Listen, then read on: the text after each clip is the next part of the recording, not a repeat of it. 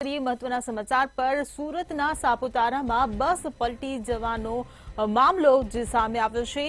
ત્યારે 15 મુસાફરોને civil hospital લાવવામાં આવ્યા છે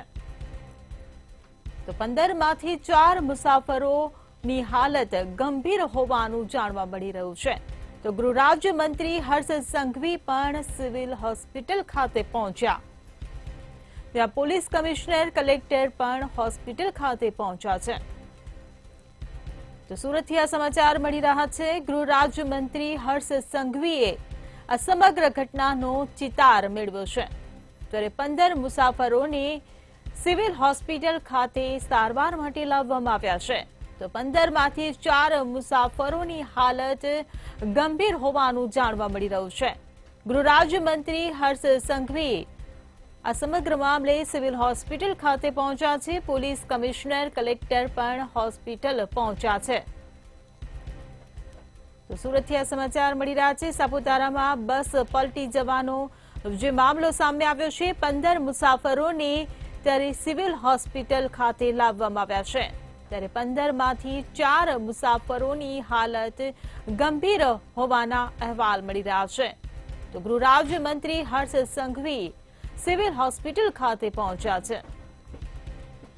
સંવાદદાતા રાબિયા સાલે આપણી સાથે ફોન લાઈન પર જોડાઈ ગયા છે જે રાબિયા સાપુતારામાં જે દુર્ઘટના ઘટી છે તમામ મુસાફરોને સિવિલ હોસ્પિટલ લવાયા છે ગૃહ રાજ્ય મંત્રી પણ ત્યાં પહોંચ્યા છે વધુ શું વિગતો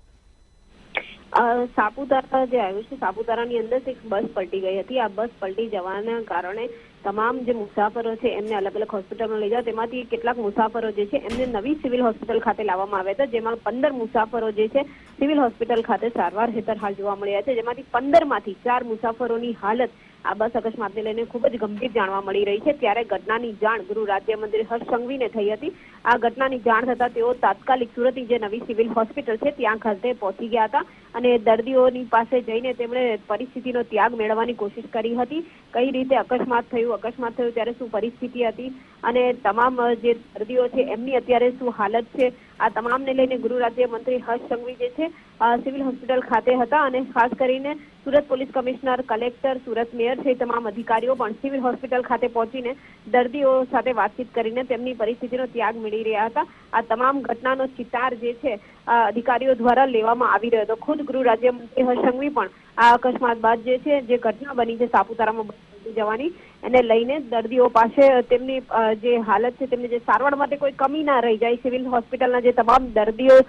સાથે જે આ દર્દીઓ મુસાફરો છે તેમના માટે ડોક્ટરથી લઈને નર્સિંગ સ્ટાફથી લઈને તમામને એમની સારવાર પાછળ લાગી જવાની સૂચના પણ આપવામાં આવી છે જે રાબિયા સમગ્ર માહિતી બદલ આભાર તો સુરતમાં સાપુતારામાં બસ પલટી જવાનો મામલો સામે આવ્યો છે 15 મુસાફરોને સિવિલ હોસ્પિટલ ખાતે લાવવામાં આવ્યા છે